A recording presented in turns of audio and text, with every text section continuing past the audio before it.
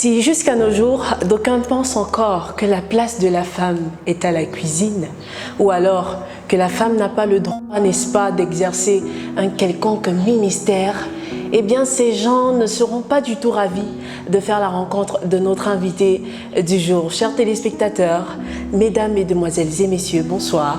Shalom, c'est toujours un honneur, un privilège de vous savoir scotcher derrière vos écrans tous les vendredis à partir de 17 h. Vous le savez, c'est l'heure du parfum. Nous avons pour vous aujourd'hui une invitée exceptionnelle. Elle a décidé comme ça de consacrer sa jeunesse à parler de la part de Dieu. Elle ne le fait pas que sur les réseaux sociaux, elle va de ville en ville, de maison en maison, peut-être même elle est déjà venue chez vous. Je ne vous en dirai pas plus. Elle-même, elle va nous parler ce soir de sa merveilleuse rencontre avec cette personne que vous connaissez et que je connais très bien. Allez, on y va tout de suite pour le flashback et on se reprend juste après.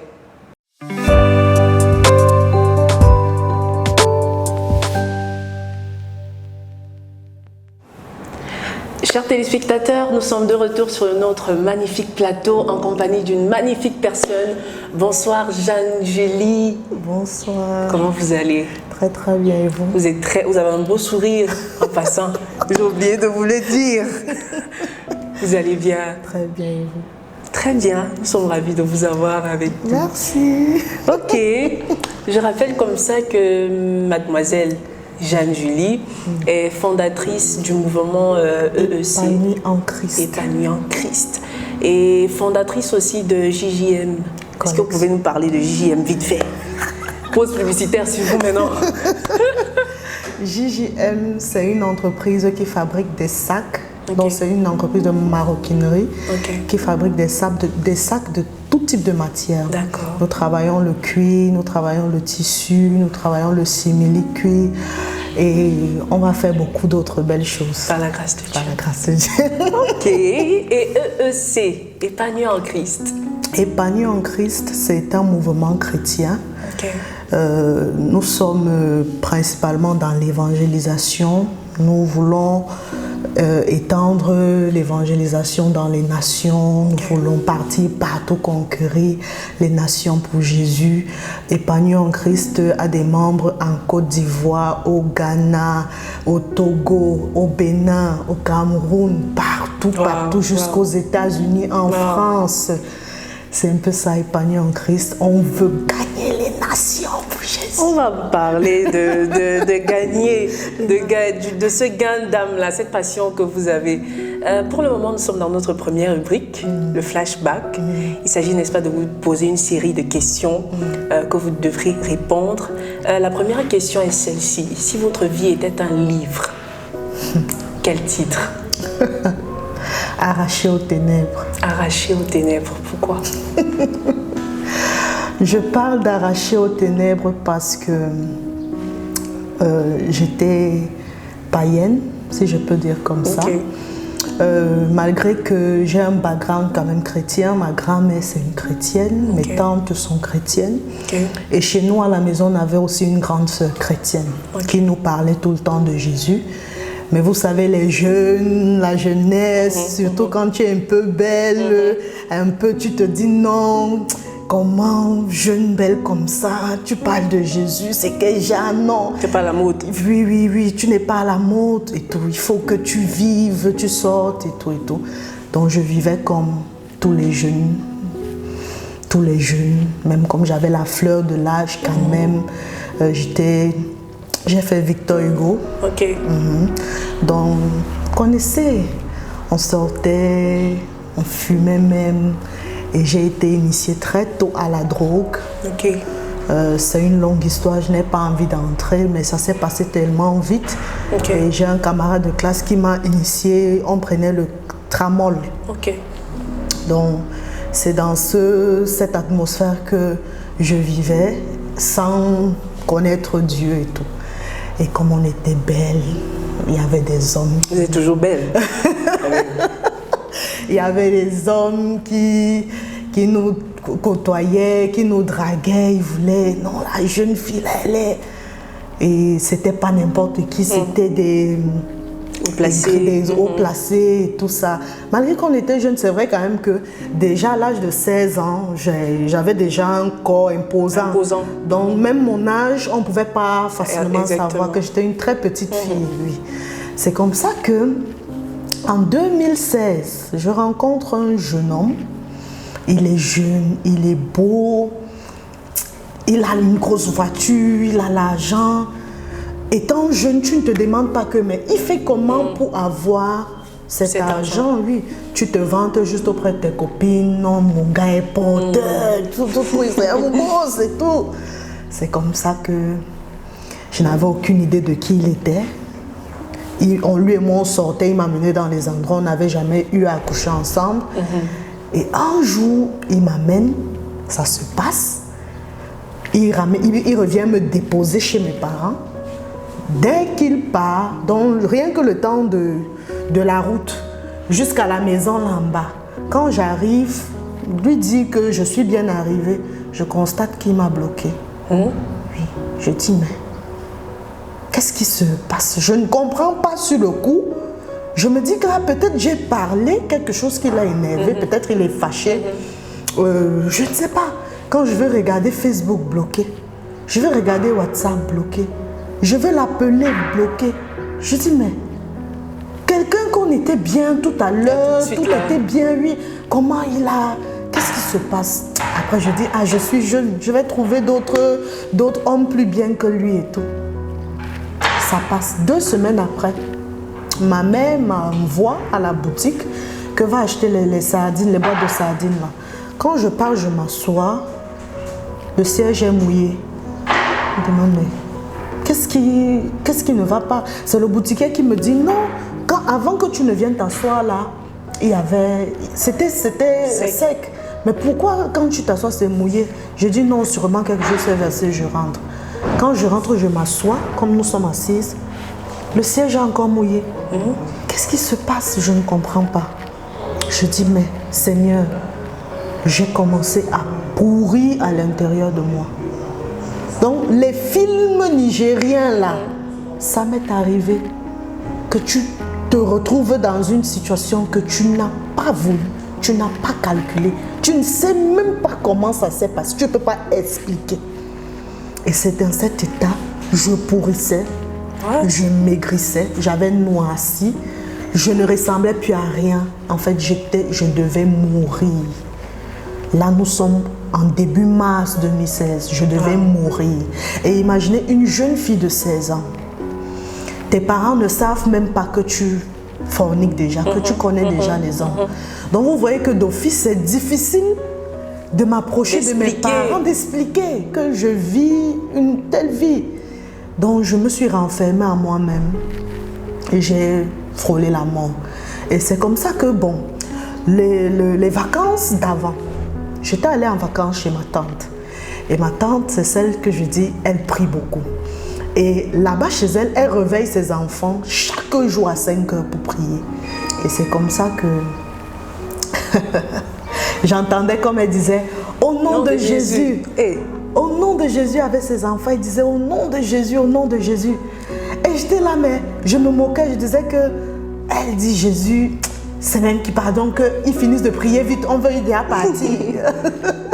C'est comme ça que quelque chose me dit, appelle le Jésus que ta tante appelait, que ta tante priait, elle disait au nom de Jésus, appelle-le. Et c'est comme ça que je l'ai appelé. J'ai dit Jésus, sincèrement, je ne sais pas qui t'es. Mais je veux te connaître, je veux savoir si on m'a menti, si ma tante raconte des fables. Je veux savoir, je t'appelle aujourd'hui parce que je n'ai pas d'issue. Si ce n'est pas toi, je vais mourir. Et je ne pense pas que ton souhait, c'est que je meure. Donc, révèle-toi à moi. Je veux savoir si tu es le vrai Dieu. Et je te promets, si tu me sors de là, je vais te servir, je vais te donner toute ma vie. Wow. Il ne m'a pas répondu du coup. Donc j'ai dit, tu es un faux Dieu. On nous a menti, hein. On nous a menti. Ma tante, c'est vraiment, elle est endoctrinée. Tu n'es pas vrai. Je parlais parce que j'en avais marre. J'étais presque morte. une nuit, je dors. Je dis, ok, d'accord, comme tu ne veux pas me répondre, je sais que je vais mourir, mais je me suicide. Et j'ai décidé que je vais me tuer, c'est bon, c'est fini, je pars. Aux environs de 22 heures, quand je vais me réveiller, je suis comme si je suis paralysée.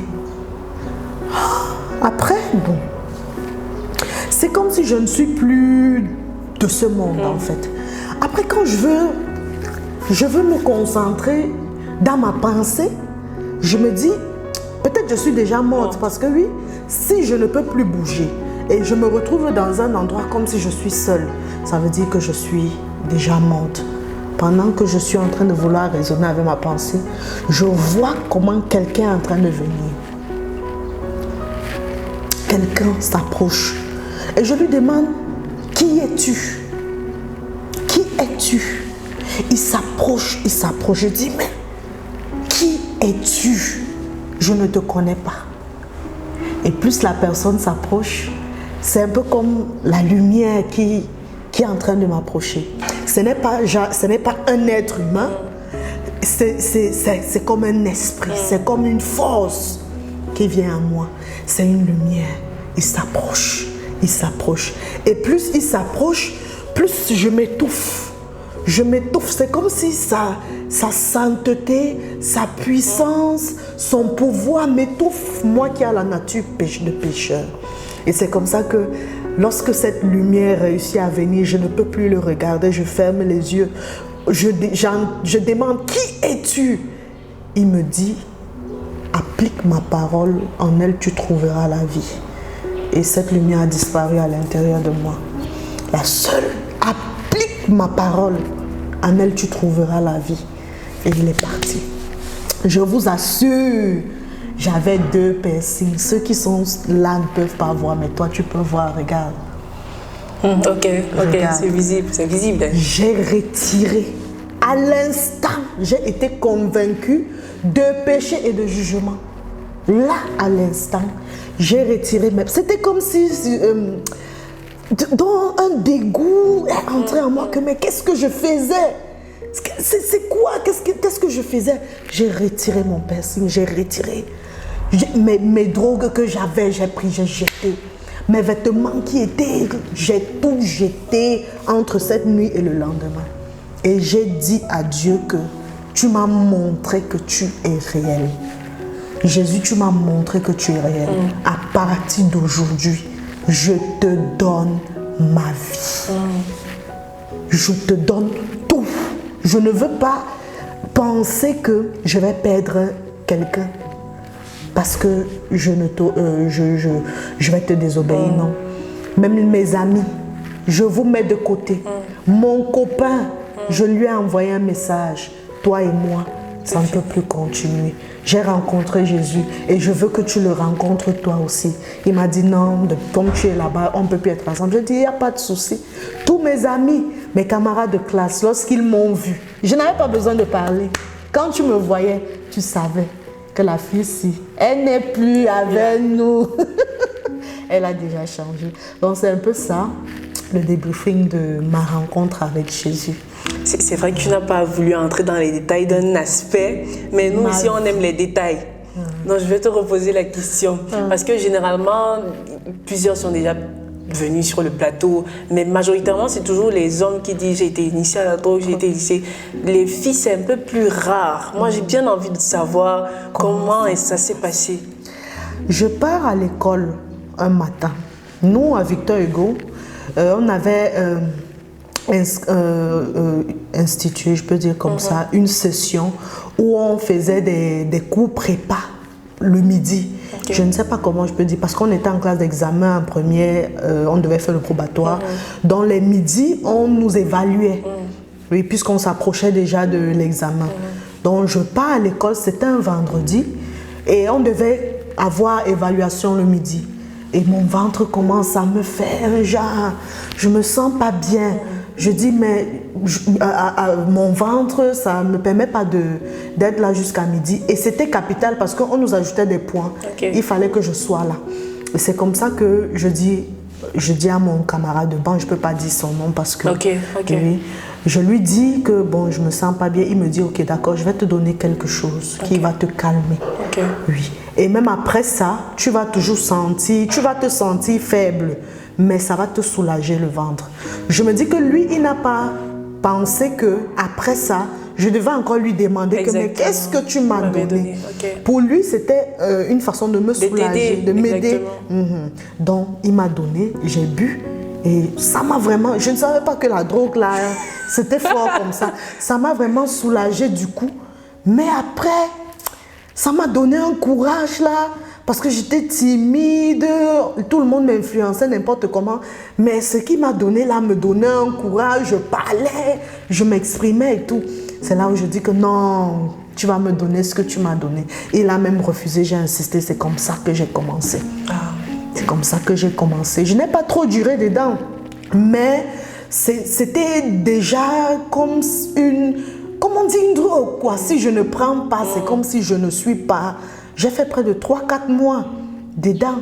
Donc c'est le Seigneur qui parce que ils employaient mes camarades de classe, eux ils partaient déjà encore plus loin. C'est à cette époque-là, 2016 et tout, qu'on a découvert maintenant, il y avait déjà la taille, il y avait déjà et les enfants entraient dedans. Donc si Jésus n'intervenait pas, je vous assure, je serais déjà aussi entrée dans tout ça. Donc le Seigneur vraiment m'a fait grâce, c'est ça les détails. Et c'est maintenant cette drogue que je prenais qui a enchaîné la vie de débauche. Parce que c'est inévitable. Lorsque tu prends ça, ça s'accompagne avec la fornication.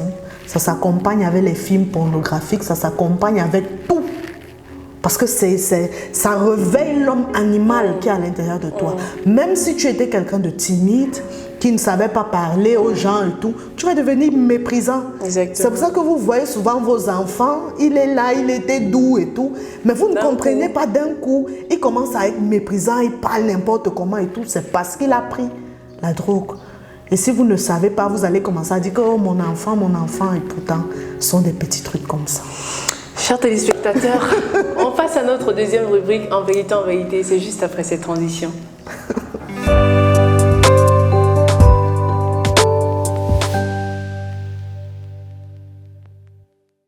De retour sur le plateau, chers téléspectateurs, nous sommes toujours en compagnie de Jeanne-Julie.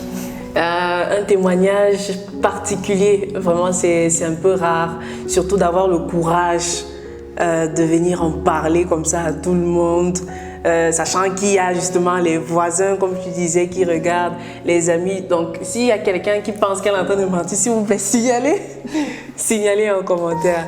Merci encore d'avoir accepté l'invitation. La prochaine question, vu que nous sommes en vérité, il y a un principe.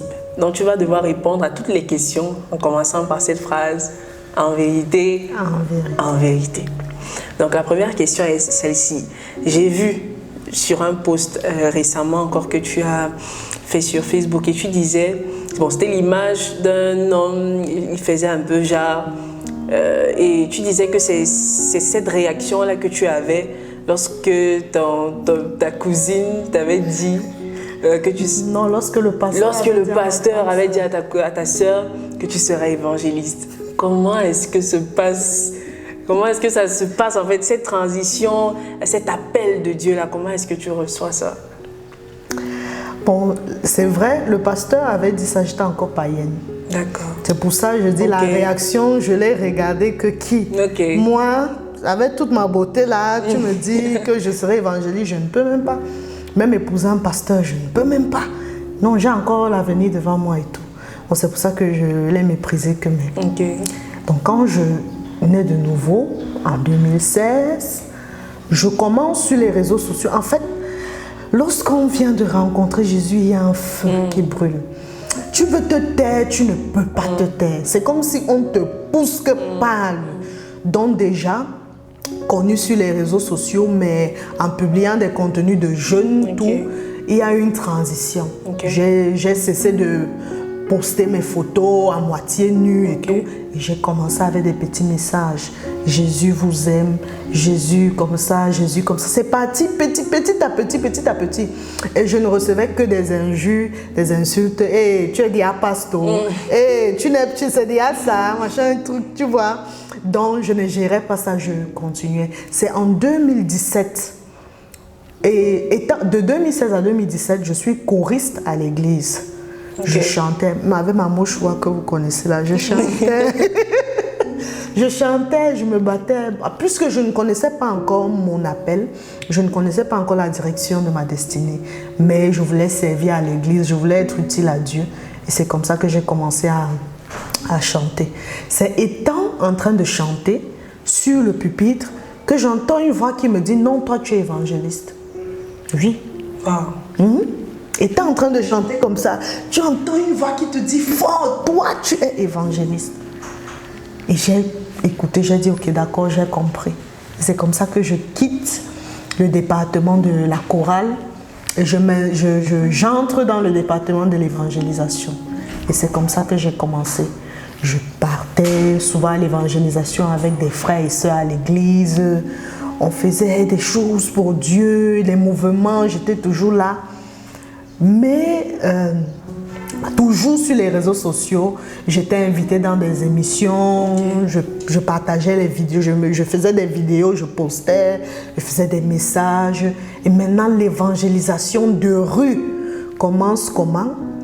Je rencontre un ami qui vient à peine de naître de nouveau, comme à la même période que moi. Lui, son histoire est différente. Lui, c'était un bandit. Okay. Et il était allé pour voler et on l'avait attrapé. Et la population était en train de le taper pour le tuer. Et c'est une femme, gendarme, qui est venue intervenir et qui l'a sauvé. Et c'est comme ça qu'il se retrouve en prison. Wow. Étant en prison, il rencontre Jésus. Il dit à Jésus, Seigneur, si tu me fais sortir, je vais te servir. Et c'est comme ça qu'on se rencontre au même moment, on commence l'évangélisation de rue. Je me souviens, la première fois que j'évangélise dans la rue, c'était au Carrefour Régie. Okay. C'était en 2017. La vidéo est encore sur Facebook. Allez chercher sur ma page. J'arrive avec ma dossier, on installe un baffle. C'était ma première fois, j'avais peur de parler. Lui, il a commencé à parler. Quand j'ai pris le micro, je voulais parler, j'ai commencé à pleurer. J'ai commencé à pleurer. Après, je criais, répentez-vous, répentez-vous. Jésus-Christ est Seigneur, Jésus-Christ. La vidéo est sur Facebook. Et après, il y a une fille qui descendait du Carrefour. Parce que si vous connaissez Carrefour Régime, il y a la route qui va Vallée-Loncac là. Il y a celle qui sort des Manas. Il y a celle qui sort de Dragage. Et il y a une montée là. Tout en face, il y a une grande montée là. Lui. Elle descendait avec ses copines. Elle voit une jolie petite fille en train de pleurer au micro. Elle dit que Jésus, Jésus. Elle vient, elle s'assoit. Elle m'écoute.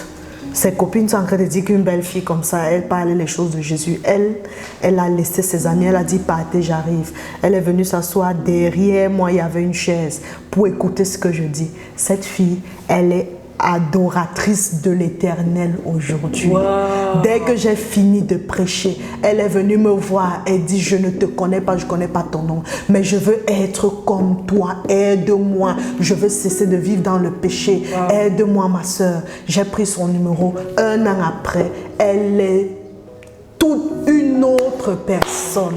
Une autre personne. Et c'est comme ça des témoignages, des témoignages, des témoignages. Amen. Chers téléspectateurs, juste une petite transition. On vous revient tout de suite. Dans le but de vous offrir plus de visibilité et davantage mettre en avant la musique gospel, la chaîne 100% Gospel Si Gospel lance une promotion exceptionnelle. À partir de 25 000 francs CFA, faites vos spots publicitaires et vos promotions musicales chez nous, une œuvre magnifique qui n'attend que vous. Si l'offre vous intéresse, contactez-nous au 650 98 52 00 ou via nos réseaux Facebook et Instagram Si Gospel. Parce que chanter, c'est prier 2 fois, faites rayonner la gloire de l'Éternel. Il va me prendre, il va m'arranger, il va me positionner.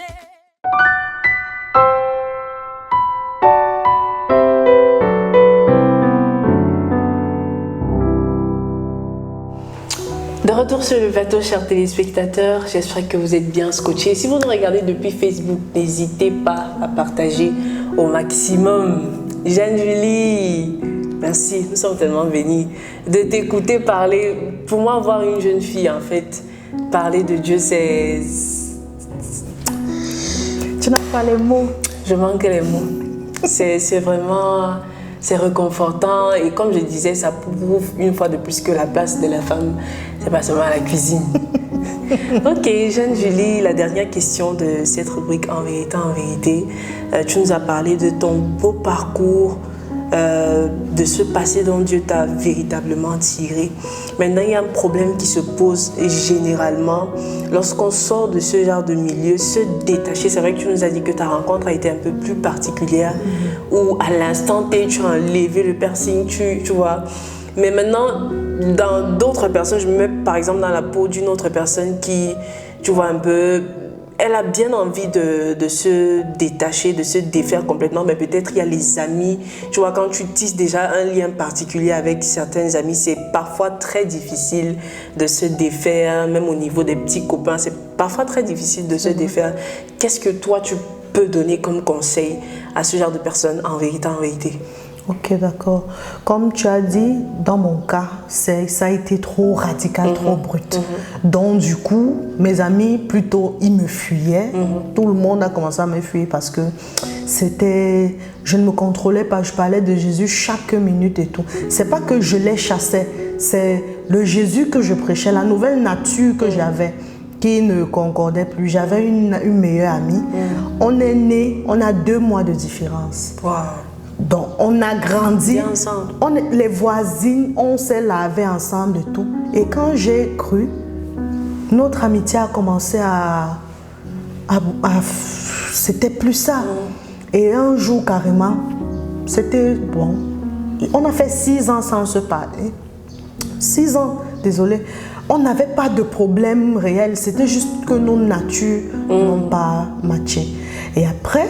Je me rappelle, décembre 2021, poussée par l'Esprit de Dieu, je la recontacte. Et c'est comme ça qu'elle est venue à Christ quelques mois plus tôt. Oui. Et elle est mariée aujourd'hui, elle a accouché son enfant. Je ne sais pas, le Seigneur est merveilleux. Donc ce que j'ai envie de dire, c'est quoi? Quand tu viens à Jésus, laisse Dieu te conduire, ne chasse pas tes amis, tu peux les amener. Ce n'est pas toi qui les amènes. La nouvelle nature que tu as peut les influencer. Beaucoup parfois ils sont dans une vie qui ne leur plaît pas. Et peut-être toi te voir te détacher, te mettre à part, ça peut aussi être un moyen pour eux de se détacher.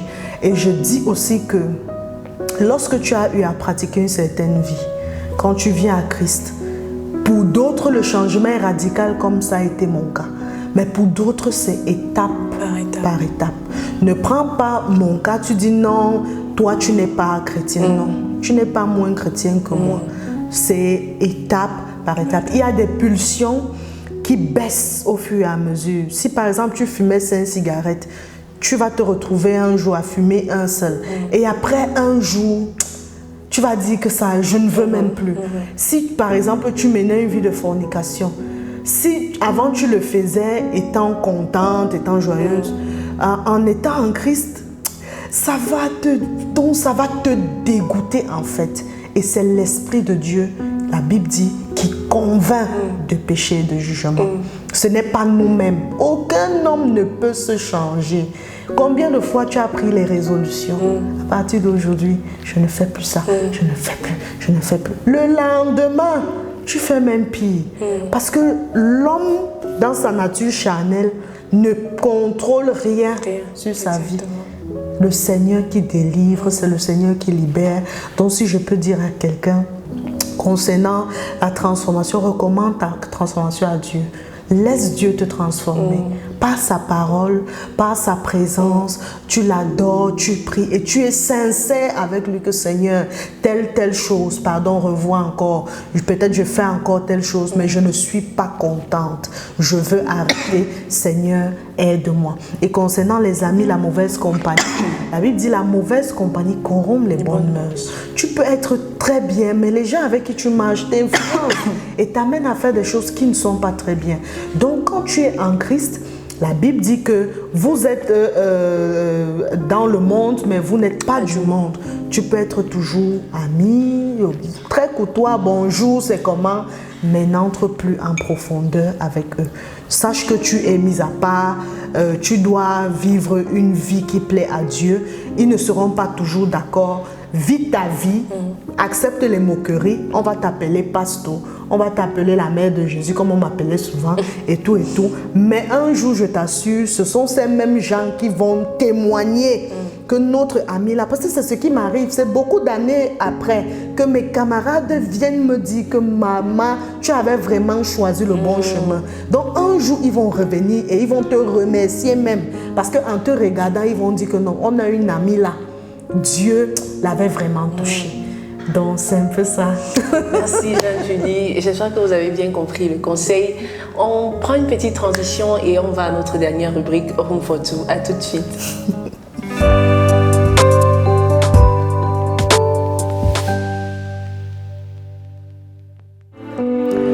Alors tu nous as écoutés et tu as vu tout ce qu'on a dit.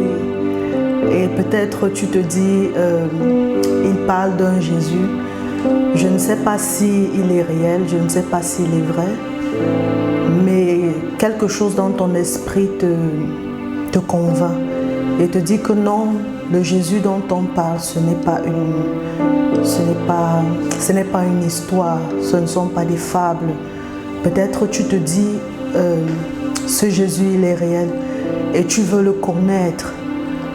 Je t'encourage vraiment à le chercher et il va se laisser découvrir, il va se révéler à toi comme il a fait dans ma vie. J'ai quelque chose à dire. Un jour, je dis un jour, c'était dans la parole de Dieu. Jésus, dans Matthieu chapitre 16, verset 13, on dit, il a fait asseoir ses disciples. Et il leur a demandé, il les enseignait et il leur a posé 2 questions.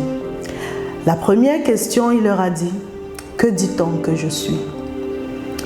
Ses disciples ont pris la parole et ils ont dit, certains pensent que tu es Élie, certains pensent que tu es Jean-Baptiste, d'autres pensent que tu es l'un des prophètes qui est revenu. Et après, il leur a posé une deuxième question. Il a dit, et vous, qui dites-vous que je suis? Qu'est-ce que Jésus était en train de dire? Il y a ce que les gens pensent. On dit que Jésus, c'est le Dieu des Blancs. Non, c'est une religion qu'on nous a importée. Non, d'autres disent que non, Jésus n'est pas réel. Non, Jésus, c'était le fils de Joseph. Non, tu vas dire non, Jésus n'était qu'un simple prophète. Et je vais te poser la question. Comme il avait demandé à ses disciples, que dit-on que je suis? Et vous, qui dites-vous que je suis? Lorsqu'il a posé cette deuxième question, il n'y a que Simon-Pierre qui a répondu. Et il a dit, tu es le Christ.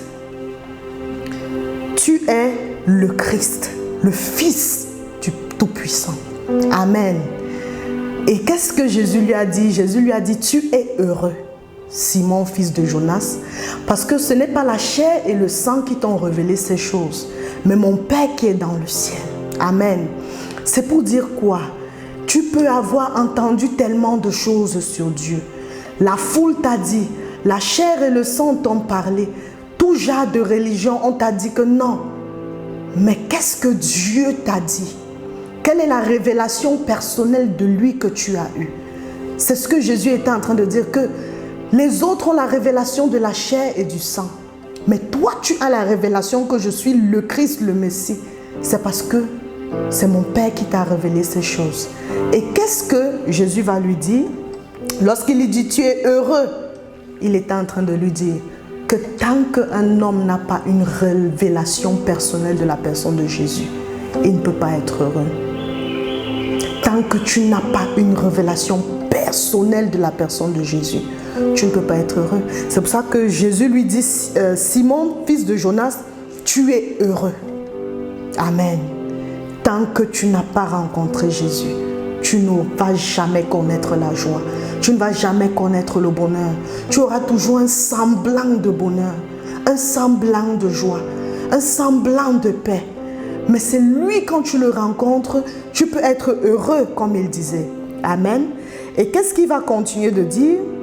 Il va dire, comme tu as la révélation de qui je suis, moi je te dis donc que tu es Pierre. Et que sur cette pierre, je bâtirai mon église. Qu'est-ce qu'il est en train de dire? Tant que tu ne rencontres pas Jésus, tu ne vas jamais connaître même le but de ton existence. Tu ne vas jamais connaître pourquoi tu es né, pourquoi, quel est le but de Dieu pour ta vie. Tu ne vas jamais connaître ce qu'il attend de toi, ce qu'il veut faire de toi. Il n'y a que lorsque tu le rencontres que Jésus peut te dire que tu es Pierre, tu es Julie, tu es Jeanne, tu es Sarah, tu es Brenda, tu es Pierre, tu es Paul. Et sur toi, je vais bâtir mon église. Quelqu'un dit Amen. Amen. Et c'est comme ça qu'il dit, et je te donnerai les clés du royaume des cieux. Tout ce que tu interdiras sur la terre sera interdit. Et la Bible dit, même la mort n'aura pas de pouvoir sur cette église que l'Éternel a dit qu'il va bâtir dans ta vie. Qu'est-ce que Jésus est en train de dire? Que celui qui connaît qui il est sera sauvé.